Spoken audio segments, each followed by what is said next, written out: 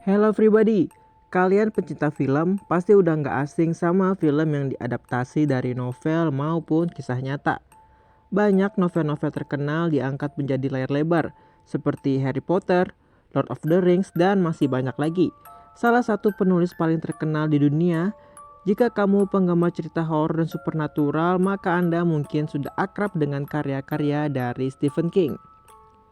Di video ini, kita akan membahas 8 film yang diadaptasi dari novel karya Stephen King.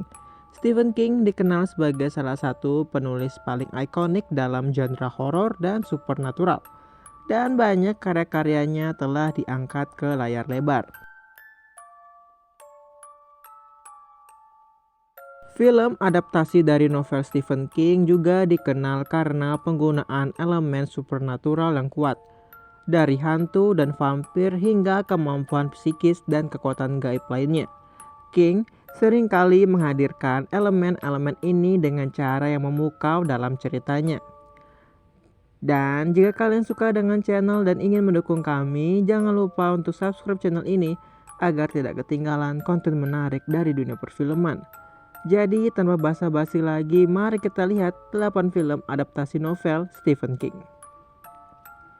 Yang pertama ada The Shining. Film yang disutradarai oleh Stanley Kubrick dan dirilis pada tahun 1980 adalah adaptasi dari novel Stephen King dengan nama yang sama.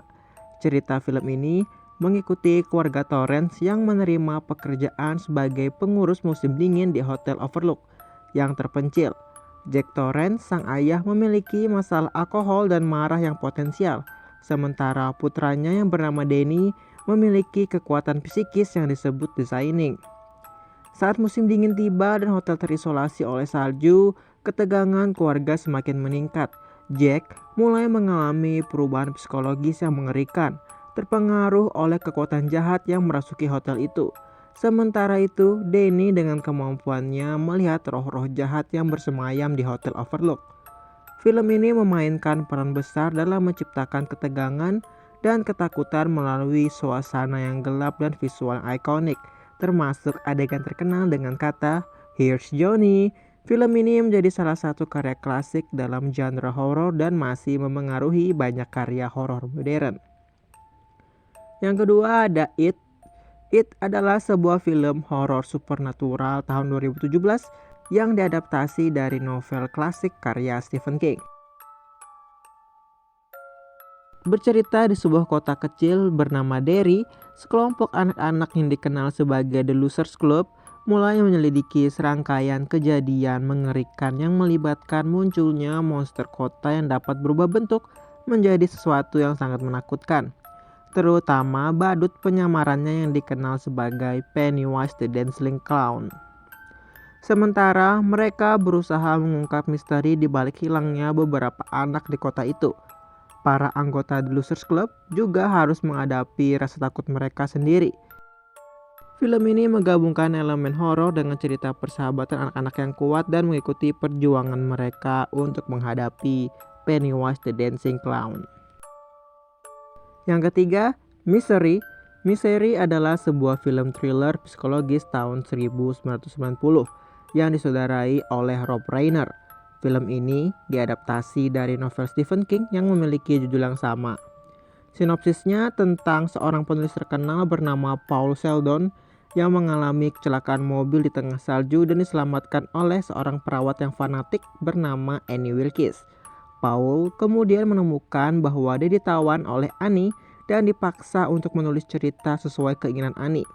Paul harus mencari cara untuk melarikan diri dari cengkraman gila Annie sambil mencoba mempertahankan kewarasannya. Film ini dikenal karena performa luar biasa Kathy Bates yang memenangkan Academy Awards untuk perannya sebagai Annie Wilkes. Yang keempat ada Carrie yang dirilis pada tahun 1976.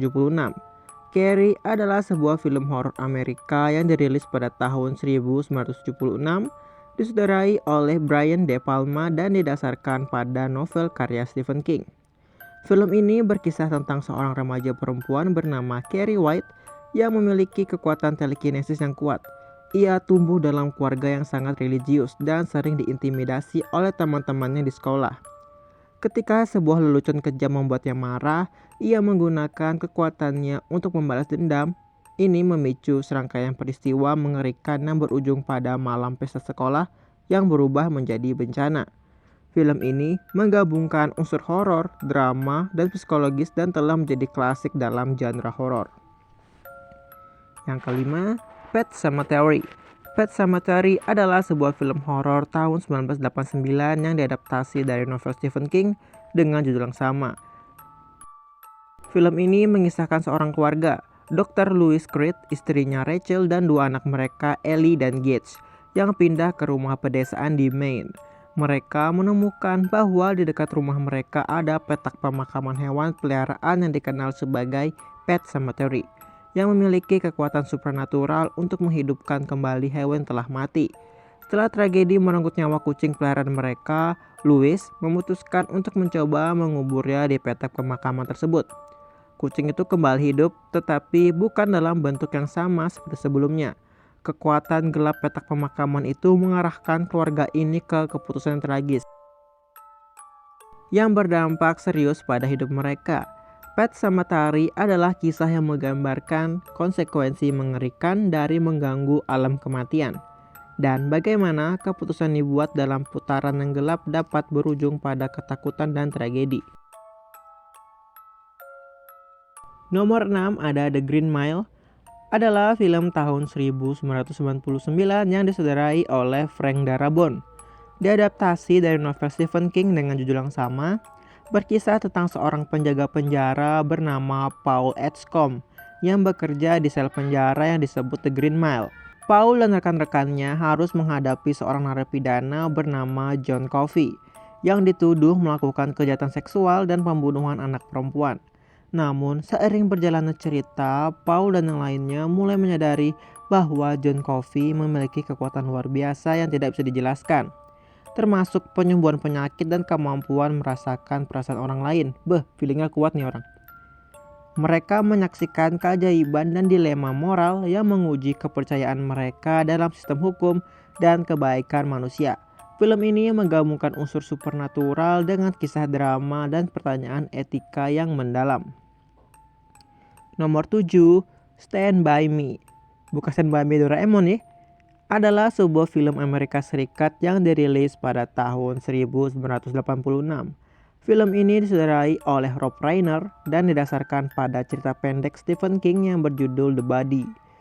Bercerita tentang 4 teman remaja yang bernama Gordy Lahens, Chris Chambers, Teddy Duckham, dan Vern Tayshaw yang memulai perjalanan berbahaya untuk mencari jenazah seorang anak lelaki yang hilang bernama Ray Brower. Mereka melakukan perjalanan melalui hutan dan menghadapi berbagai rintangan sambil mengalami pertumbuhan pribadi dan persahabatan.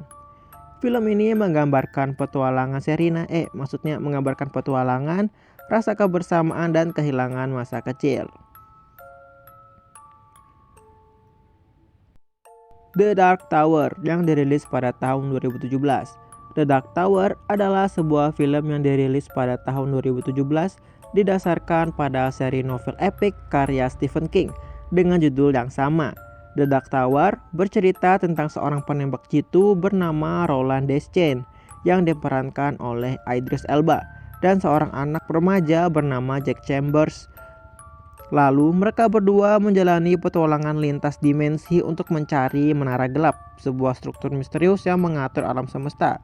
The Dark Tower tersebut dikejar oleh seorang penyihir jahat bernama Walter Pedic.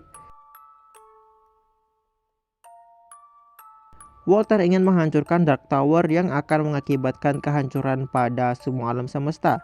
Roland dan Jack harus melawan Walter untuk melindungi menara gelap dan menyelamatkan dunia. Film ini merupakan penggabungan elemen-elemen fantasi, aksi, dan unsur-unsur horor dari seri buku Stephen King yang ikonik.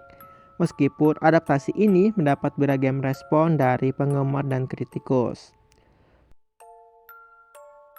So, itu dia 8 film adaptasi yang diambil dari karya-karya Stephen King. Setiap filmnya memiliki ciri khas sendiri, dan banyak diantaranya telah menjadi klasik. Apa film favorit kamu di antara 8 list film ini? Jangan ragu untuk berbagi pendapat kamu di kolom komentar di bawah.